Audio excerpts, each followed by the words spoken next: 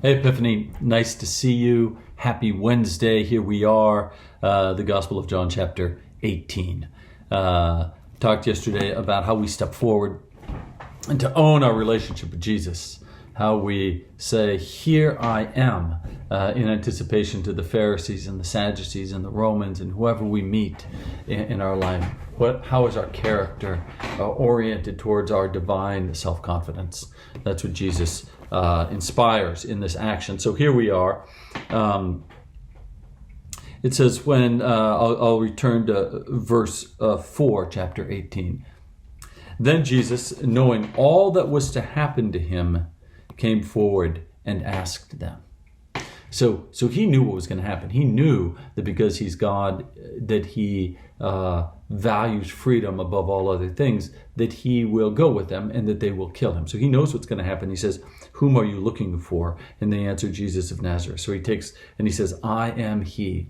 This is, I think, the fourth time in the gospel where Jesus sort of takes on that I am status, right? And identifying his divine relationship. And when he says, I am he, let's read on.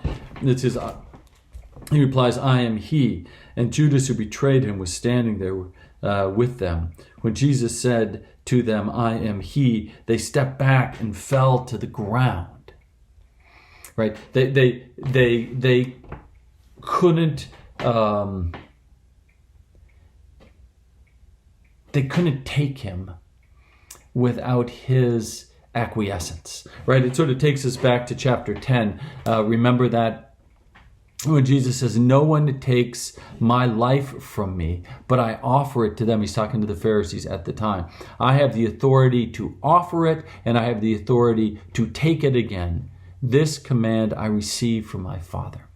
So Jesus gives himself to humanity. He makes the choice to freely give himself into the hands of Judas, and his eternal presence, his divine presence, they fall back when he says, I am, right? They step back and fall to the ground. Verse 7, again, Jesus says to them, who are you looking for? And they say to him, Jesus of Nazareth. And he answers, I told you that I am he. So if you are looking for me, let these men go. So at first, he sort of divinely represents that he is free and that he gives himself over to them. But then he also, in the second question, because why is he doing it twice? He's sending a message to his disciples. And the message is, your freedom is granted to you by me. Right? They could take you, but they won't take you because I have been with you and I have protected you. And so they're empowered further to go out into the world, but humbly so, not upon their own charge or merit, but upon the grace of Jesus Christ. And I think that's an important thing for us to remember, because oftentimes we feel like we can go into the world upon our own grace and merit. But in truth, we are sent into the world by God. We are given this freedom to go out there by God. We are under Jesus' charge. And so, verse 7, again, Jesus says, whom are you looking for? And they say, Jesus of Nazareth. And Jesus answered, I told you that I am he. So if you're looking for me, let these men go. Jesus has released these men into the world. Verse 9, this was to fulfill the word that Jesus had spoken. I did not lose one of whom you gave me.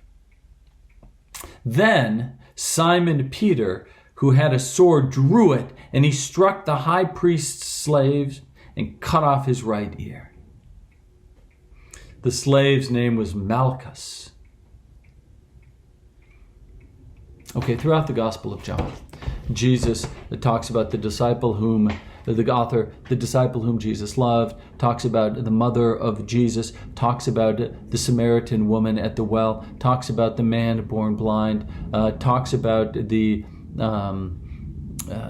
official from Capernaum and the son that Jesus heals from afar. None of these people have names. Not even Mary, the mother of Jesus, has a name. It's always the mother of Jesus. And so the thing that is interesting is why now does Malchus have a name? Right? A seemingly inconsequential person in the Gospel of John, where there's other massively consequential people in the Gospel who aren't given names. This person is given a name. I wonder about that. Let's talk about that tomorrow, but I want you to think upon it. Who's Malchus? And why does the high priest servant have a name? See you tomorrow. Pray about it, think about it, wrestle around as a puzzle in your mind. I pray for you, think about you, I love you. Peace upon your soul.